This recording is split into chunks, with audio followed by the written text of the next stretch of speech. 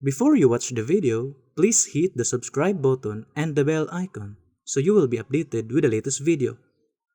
Dili nato pagkalimtan yun ang sulod sa usa ka tuig nga may tulo ka hugna nga pagpanagtigom nga gitulo ni Mas nato ang Marso 10 ug ang Agosto 19 ug ang Disyembre 29 ug pagpahinomdom nga ang atong obligasyon para usab sa Palas Reconstruction nga mga paghatag nila binulan pagpaghinaot kami na dili nato nga pagkakalimtan.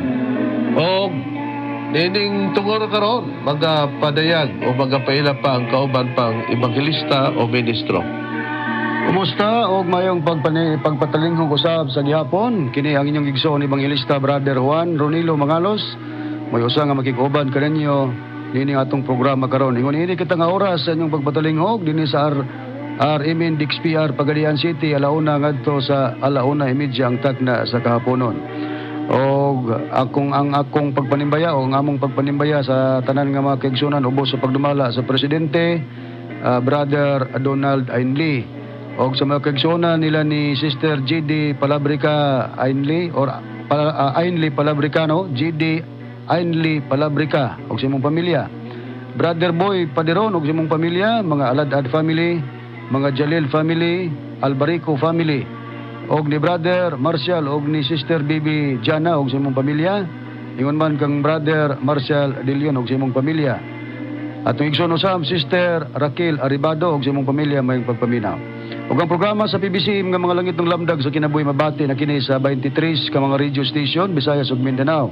Dinhi sa Cebu City sa DYLA, dinhi sa Toledo City sa DYHR, dinhi sa Butong Pinamungan Cebu sa DYRR, dinhi sa Surigao City sa Real Radio, dinhi sa Bayugan City sa City FM, dinhi sa Butuan City sa Radyo Pilipino, dinhi sa probinsya sa Bukidnon sa Valencia City sa Pawi Radio, dinhi sa Malaybalay City sa RMN DXMB, mabati usab sa ilang FM station sa Valencia sa IFM.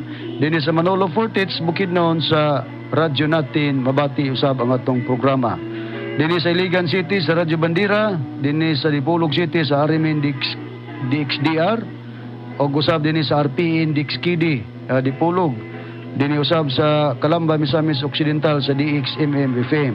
Dinhi sa Cagayan de Oro City og sa Misamis Oriental mabati usab dinhi sa Digsario Radio Ultra, dinhi sa RPN DXKD, RPN DXKO, Teleradyo Cagayan de Oro City, dinhi sa Villanueva sa Cabuses Power Radio, dinhi sa Balingasag sa B Radio Waikurat FM. Kumusta sa mga PBC Women's Group po sa pagdumala sa Presidente Madam Gaga Eugenio, og dinhi sa Ingog City sa Real Beat Radio mabati sa mga tong programa matag adlawng Domingo. Niya kung gustong magpadangat sa mga pangutana, i-text lang kami sa mga numero sa Globe 0917-811-8882 sa Smart 0908-3938-768. O kamong tanan karon nga nagasunod, nini karon nga inyong pagmaminaw kamo na niya na ang kalakip sa among mga gipanimbaya. O karon sa pagisgot sa tema, balik ko kamo kang Reverend Charlie. Nining tungura dadron ang atong mga pagpagyan sa pagtubag may tungod sa topiko sa pagkakatumanan sa haleng silangan sa dapit sa atong magtutulo nga Espiritu Santo nga may sitas o sa sitas nga atong gigamit ang Proverbio 25:25 bradron o niya nagpataka lugar kibalit kung sa laing pagasulti niya na nga nagamit-gamit daw ta nga kana kunong Far East maura ba kuno na di ay kuno nang halayong yuta but niyang ipasabot ni Bendilio pastor sa Sabadista nga kinsa tinukod ni Ellen Gold White na nasayop lugar kita sa atong pagkagamit niini. Bueno, atong ipasikad din hebradon ang atong tubag ug ato usa nga ipabati ang iyang mga katarungan. Okay, paminaw na to ang tingog ni Mitchell Bendilio, pastor sa Sabadista, mahitungod niya nga yatang gipakasayop sa teksto nga atong gigamit para sa lutawan sa maayong balita pinagi sa Espiritu Santo nga gihulagway sa Biblia sa pagtagna ingon sa bugnaw nga katubigan mo lutaw kini sa halayong yuta. Ni atong paminawon ang iyang tingog ni Mitchell Bendilio pastor sa Sabadista. Napailang tagna nga ilang mao nga Proverbio 25:25 sa mas bugnang tubig. Gagi ka sa layong yuta o niya sumpayan na yung Isaias 43:5 sa mupat version. Pares na kung mo'y magdaghan ang pares parehag ang halayong silingan o halayong yuta maura makalilisang igsuon. Ang pares parehag ang halayong silingan o halayong yuta maura makalilisang igsuon. Di sa ato pa, kana daw kunong halayong silangan o far east halang yuta, makalilisang kuno mga kaigsunan kung himuon lugar kuno namo nga maura. Usa, para niya kanang Proverbio 25:25, dili na halayong silangan lugar ang ipasabot. Unang-una, ato sang tukion badron nga kining atong nasod nga Pilipinas, gitawag ni halayong silangan diin diri nagsukad bradron ang atong central office diri sa barangay San Antonio sa Misamis Oriental nga kung i-division nato bradron niya nagsugod sa Mindanao. Dayon ay mga sakop nato sa dapit sa Visayas, dayon dapit sa Luzon ug sa ubang nasod sa ato pa Luzon, Visayas ug Mindanao ang gilangkoban niya na sa atong nasod nga Pilipinas. Pero pagpamatuod nga hain mang dapita nga nasod, yuta gina. Kining atong nasod nga Pilipinas, yuta gini. Pero kung ignon nga unsang matanga ang lokasyon ini, halayong silangan gini. Unsay priba, bradron? Ang priba basahon ako sa usa ka libro nga naguluhan The Philippines, A Unique Nation by Sonia Imsaidi with Gregorio Ifsaidi's History of the Republic of the Philippines, 2nd edition. Ano ko mabasa rin sa page 16, gingon kini. Although most of its rich mineral resources are still underdeveloped, the Philippines is already the largest copper and chromite producer in the Far East. Sa ato pa, bisan tuod ug wala pa matikad sa husto ang madagaya nga tinubdan sa kinayahan, ang Pilipinas mauna ang pinakadako nga nagmina sa copper o chromite sa halayong silangan. Atong gibasa ang lokasyon di ay sa Pilipinas pinaagi sa dili diferensya bradon nga libro kun dili referensya ni agyo di ay namutang kini sa halayong silangan. Karon ang atong pag-susihon balikan ta pagbasa katong gibasa niyang Proverbio 25:25 nga gipakasayop kita nga ang kana kunong Far East nga atong giparis dito sa Isaias 43:5 gikas Proverbio 25:25 nga halayong yuta o halayong silangan o Far East maora ba day kuno na magkalahi kuno na para niya basahon ta bradron. Okay, ang Proverbio 25:25 mao ni ang nakasulat. Ingon sa bugnaw nga katubigan alang sa usa ka giuhaw nga kalag mauman ang maayong balita nga gikan sa halayong yuta. So dunay mulutaw nga maayong balita Reverend nga gikan sa halayong yuta gipakasama kini og bugnaw nga katubigan alang sa usa ka giuhaw nga kalag. Atong timan-an nga ang tagna sa Biblia nagisgot diri halayong yuta nga may mulutaw nga maayong balita. Mao nga dili malikayan nga atong susihon. Kung doon na may halayong yuta nga matod pa ni Bendilio, dili kuno na haling silangan kay aron kuno mahaling silangan, parisan kuno namo din og 43:5 sa James Moffat. Kaya ang nakasulat gud sa James Moffat translation sa chapter 43 verse 5 sa Isaiah, giingon mangod, "From the far east will I bring your offspring, and from the far west I will gather you." Ato pa, gikan sa halayong silangan, pagadadon ko ang imong kaliwatan. May gisaad ang Dios o nagsaad ang Dios nga may mga kaliwatan nga pagadadon sa halayong silangan. Kumo sa 25 sa Proverbio, versikulo 25, ingon, niini ang gibasa ni Bradrone, ingon sa bugnaw nga katubigan, alang sa usa ka gihaw nga kalag, mauman ang maayong balita nga gikan sa halayong yuta. Timan-an nato, susihon nato. Kung doon na may halayong yuta, nga mulutaw diya ang maayong balita. balita baka nga hiuba bradron nga gamiton nga principal o sentro nya ng maong halayong yuta. Dili Reverend, kaya ang balita nga hiyubang sa sinugdan sa unang pagpangalagad, unang hugna sa pagpangalagad gimantala nila ni Moises, mabasa nato sa Deuteronomio 32:3 ug 4 matud pa ni Moises kay gamantala ko ang ngalan ni Hiuba, kalakip gani ang bato nga gimantala, ang bato ang iyang bot hingpit man, mao na si Hiuba gimantala solo. Dili to magpadayon kay mismo si Hiuba nga gimantala ni Moises. Mao'y naghimog tugon nga dili na itudlo o iwali ang iyang ngalan. Niyang babasahon ako sa Jeremias, Kapitulo 31, versikulo 31, kama 34 gingon. Anya karon ang mga adlaw moabot na nagaingon si Hiuba nga ako magabuhat og usa ka bagong tugon uban sa balay sa Israel ug uban sa balay sa Juda. Kun unsa maning bagong tugon nga gihimo ni Hiuba, nga kini si Hiuba mo ni ang gimantala sa unang hugna sa pagpangalagad sa mga taong Israelinon, niya sa 34 ang bagong tugon nga gihimo niya. Og sila dili nagayon magtudlo ang tagsa-tagsa katao sa iyang isig katao og ang tagsa-tagsa katao sa iyang gison sa pagingon ilhon mo si Hiuba. Busa atong giso si Reverend, kung kining 25 sa proverbio ang mayong balita nga mulutaw sa layot lagi pagkasamag bugnang tubig balita bani may tungod kang Hiuba ang tubag dili tungod kay ang pagwali o ang pagpanudlo sa ngalan ni Hiuba kadtoy dili magpadayon. Kung dili man balita nga Hiuba ang balita nga mulutaw sa halayong yuta bradron nga gipakasamag bugnaw tubig, ang pangutana balita kana mahitungod sa atong Ginoong Hesukristo sama sa nagkalalain nga pangalan sa mong reliyon pero gitabangan nila og dala-dala ang ngalan sa pagwali diha sa ngalan nga Kristo. Ang tubag Reverend dili busa dilang ikasakit sa tanang relihiyon nga nagdala og nagpadayon sa pagsangyaw sa ngalan ni Kristo tungod kay ang Biblia nagpahayag nga kining pagsangyaw sa mayong balita may tungod kang Kristo dili magpadayon kay si Pablo nag-explicar nga dili pa ni mao ang kahimpitan og kini mawala. Pero wali na sa sinugdanan pod bradron. Tinuod ka na og ang prueba nga giwali kini sa sinugdanan mao ni ang kapuli sa kang Hiuba. Kay ang kapuli ni Hiuba nga alagaron sa tawo man si Kristo sa pag-abot ni Kristo siya ra pod ang gisangyo sa tanang tawo sa tanang dapit sumala sa pahayag ni Pablo.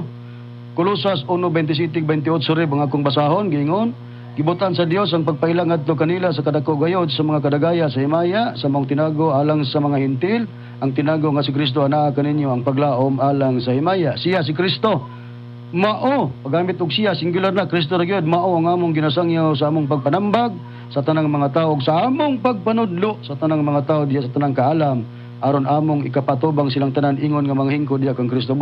Busa sa akong giingon nga dili pod mayong balita Kristo ang mulutaw sa halayong yuta gipakasamag bugnang tubig kay akong giingon nga dili kahingpitan pero sa wala pag-explicar nga dili kahingpitan ang pagwalis mayong balita ni Kristo Reverend gigisangyaw po nila ni Pablo sa tanang tawo sa tanang dapit isip mao ipuriba nga silang panahon si Kristo ra gid mo ilang gisangyaw gani og sundan si Pablo nganong si Kristo ra gid ang gisangyaw tungod kay mao kini ang sukod nga gihatag kanila sa Dios nga dili pagalapason.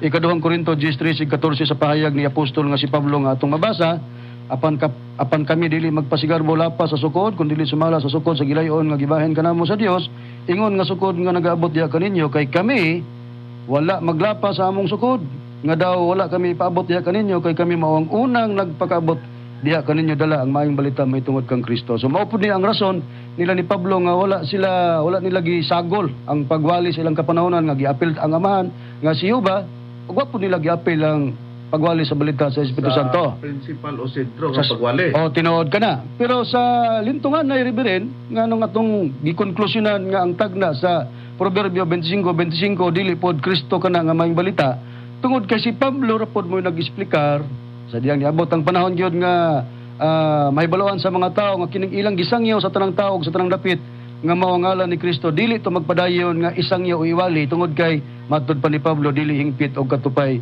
og katoy mawala dili pa mao ang kahingpitan og katoy mawala nga may mupuli pod nga hingpit. Okay, ang basahon nako aron nga ang mga naminaw dili mo kay tumutumot lang ang mga ministro niya sa Biblia nga Katolikong hiligaynon adunay pagtambayayong niini sa mga scholar po sa Biblia, Protestante o Katoliko.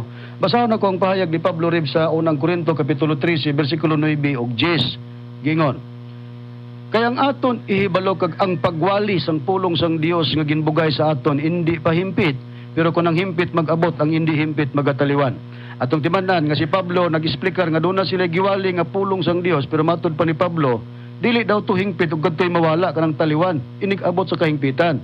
Sa ato panay hingpit nga wali og nay dili hingpit nga wali nga ang dili hingpit mo tong pulong sang Dios nga ilang giwali.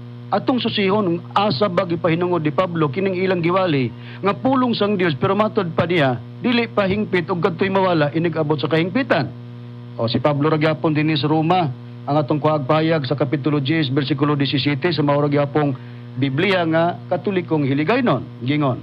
Gani ang pagtuo nagagikan sa pagpamati sang pulong sang Dios.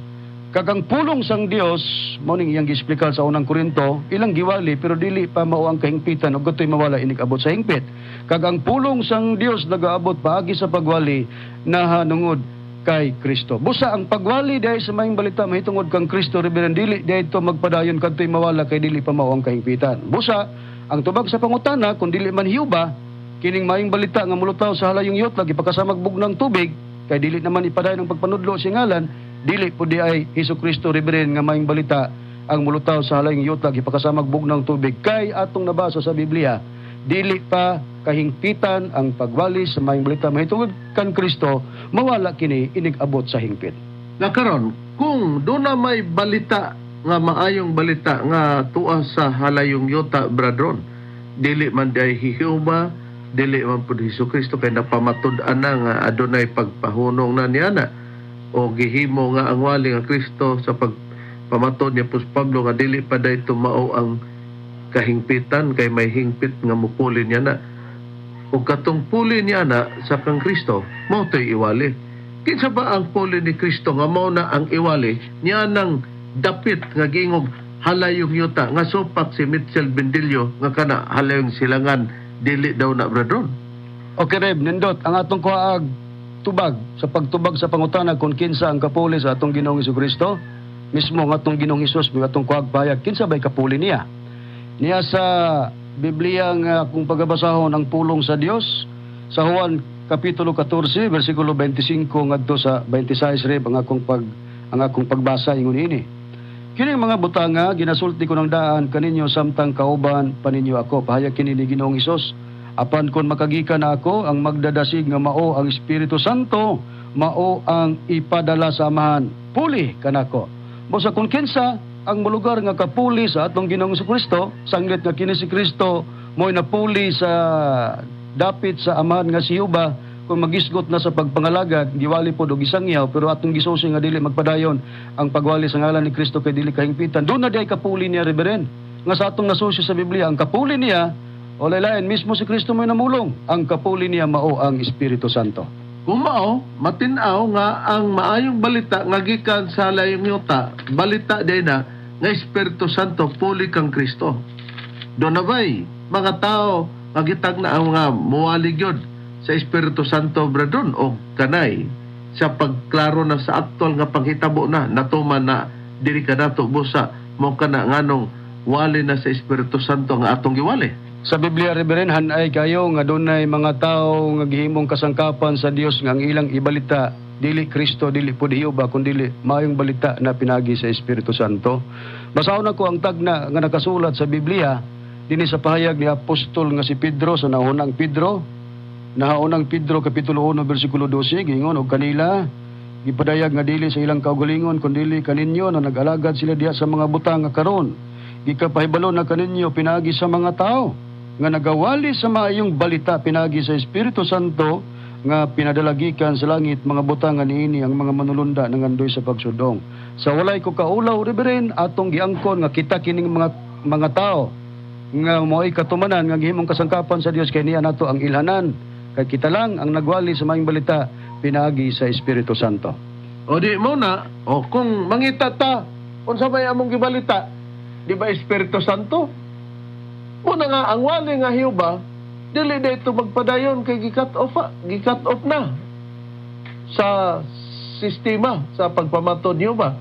Napuli ang atong Ginoong Kristo. Ang wali nga Kristo dili magpadayon. Adunay puli nga wali kay dili pa tumao ang kahingpitan katong wali nga Kristo. Doon na mayong balita nga multaw gikan sa halayong yuta. Balita man sa Espiritu Santo na nagbalita mi sa Espiritu Santo niya sa Pilipinas. Naon sa ba ang Pilipinas? Atong nabasa nga ang Pilipinas halayong silangan. Busa klaro nga kanang halayong yuta diha. Dili day may nagtumo-tumo diha niya na. Wa makasabot si Bendillo kay di man mo yun kang iya di man gud mohaom kay ang iyang dapit nga gilutawan diin iyang gipasakupan na dili man gud na halay silangan ng Amerika.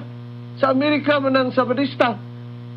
Mo nang masakit siya niya na pero mo na labing tinuod nga sa Pilipinas, ang Pilipinas din gilutawan sa balita sa Espiritu Santo sa nabasa nato nga libro, halayong silangan. Ang ila dili man gud mahalayong silangan.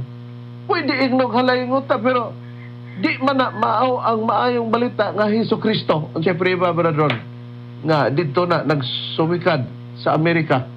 Ang prueba rin nga ang Sabadista kung Seventh-day Adventist Church nagsumikad sa Amerika, kining libro nga naguluhan o giya sa pagtuon sa Biblia sa eskwela sa Batika sa mga hamtong, gula kini ni adtong Enero o Hunyo 2018, ari ko mabasa sa pahina 123 mga punto lang, gingon. Ang Iglesia Adventista nagatubo gikan sa gamayng pundok sa mga magtotoo sa Northeastern United States ngadto global presence nga nagsubay sa atong pagkatinawag diha sa kahayag sa mga mensahe sa tulog ka mga manulunda sa pinadayag. Busa ang rason usagid sa rason nga musupag gis bindilyo nga dili dinhi sa Pilipinas o halayong silangan mulutaw ang mga tawo nga magwalis maing balita. Tungod kay kining yang gipasakupan ko rin nga pundok nga Iglesia Adventista del Séptimo Día, didto diay ni nagtubo, nagsugod sa gamayng pundok sa mga magtotoo didto naggikan sa Northeastern United States of America.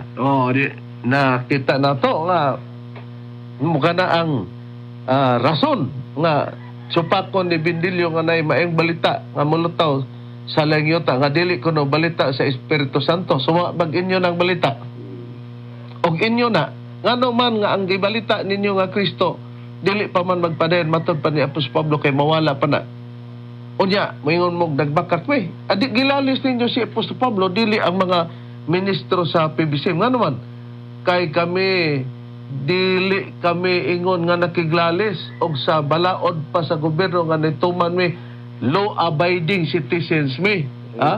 Law-abiding mi sa Bible. Nagtuman mi sumala sa Biblia sa katumanan ra po namo. Mo nang among gisulti. Unya, kay ang maayong balita sa Espiritu Santo man among gibalita. Gingon mag-ingon sa bugnong katubigan. Kining balita nga gipakasama og bugnong tubig nga maong Espiritu Santo. Ang Espiritu Santo ba di ay bradron sa Biblia ba? Gipakasama nig tubig bradron? Gipakasamag tubig Reverend mao nang wagid ta masayop sa paggamit sa Proverbio 25:25 nga kanang mayong balita nga nga mulutaw sa layuta magipakasamag bugnong tubig nga ang katumanan ginabalita sa Espiritu Santo tungod kay ang Espiritu Santo sumala sa Biblia gihulagway kini ingon nga tubig. Yatay Biblia nga the message sa sulat ni Pablo sa Ephesians chapter 5 verse 18 gingon, don't drink too much wine that cheapens your life. Drink the Spirit of God. Pagingon nga ayaw palabi pag-inom og bino nga makapamubo sa imong kinabuhi, hinanuwa imna ang Espiritu sa Dios. Kung kinsa man ning Espiritu sa Dios nga ipainom sa ato pa tubig ang kahimtang niya kay ipainuman. Ingon nga tubig. Ingon nga tubig pero Espiritu sa Dios. Kung kinsa ang Espiritu sa Dios sa pagbautismo kang Kristo dito sa Jordan nga atong mabasa sa Mateo 3:16 ug 17 sa diyang mihawa siya dunay nabukas ang kalangitan ug mikunsa diha kaniya kang Kristo ang Espiritu sa Dios ingon sa salampati ug kinsa kining Espiritu sa Dios nga mikunsa diha kang Kristo ingon nga salampati mao ning Espiritu Santo sumala sa Lucas kapitulo 3 bersikulo 21 ug 22 matud pa dinhi sa og sa nabautismo na ang tanang mga tao og sa diha nga si Jesus usab na bautismo na og nagampo ang langit na bukas og diha kaniya mikunsad ang Espiritu Santo sa dagway nga lawas nun ingon sa salampati. Busa katong gingon ni Pablo, don't drink too much wine that cheapens your life. Drink the Spirit of God. Ang ipainom diha yung hulagway nga tubig kay ipainuman ang Spirit of God o Espiritu sa Dios walay lain mao ang Espiritu Santo. Di nakita na to niya tungod kay gipakasama magtubig ang Espiritu Santo. Ang Espiritu Santo ba ingon pod nga mahuwad bradron? Tinuod ka na ingon gid pod nga mahuwad tungod kay hulagway man ang Espiritu Santo nga tubig so ingon pod nga siya maihuwad. Niya sa pahayag ni Pablo, atong basahon, sa Roma Kapitulo 5, versikulo 5, gingon, o ang paglaom dili mo pahigawad kanato kay ang gugma sa Dios gikahuwad man ngani sa atong mga kasing-kasing pinaagi sa Espiritu Santo nga gikahatag kanato. Kumo kay gisplikar ni Pablo, ang Espiritu Santo ingon nga tubig kay ipainuman, drink the Spirit of God. So dugang puriba nga kini siya gihulagoy gid nga tubig kay ingon nga gihuwad ang Espiritu Santo sa atong mga kasing-kasing. Busa ang Espiritu Santo gipakasama gyud eg tubig kay mahuwad man. Di klaro na ganina, drink the Spirit of God. Nakaron, tungod kay ang Espiritu Santo gihuwad man nga sa nga kasing-kasing sa tao. Saon sa magpaagi nganong diya sa kasing-kasing ingon nga maihuwad ang Espiritu Santo busa nagasimbolika na ingon nga tubig, bradron. Okay, nganong diha gyud gisentro sa kasing-kasing, Reverend, para ang katuyuan nga diha ihuwad sa kasing-kasing nga Espiritu Santo para ang katuyuan malamdagan ang kasing-kasing. Oh, malamdagan ang mga kasing-kasing sa mga katawhan nga masayod sila nga diha niana sa Espiritu Santo sila gitawag. Okay, niya ang prueba basahon ako Rev sa Episo Kapitulo 1, versikulo 18, di kamo nagkukini sa versikulo 13, gingon sa pagpahayag.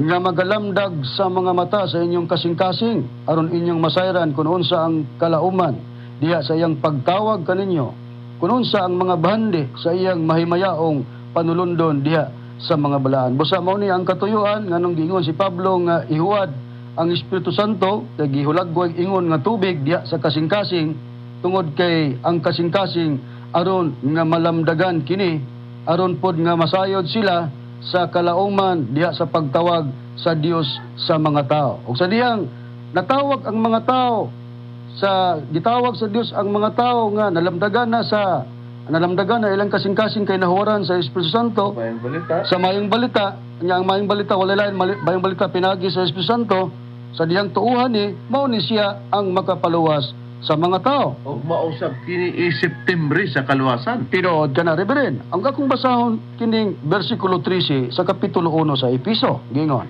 pinagi kaniya, kamo usab sa pagkadungog ninyo sa matuod nga pulong sa maayong balita.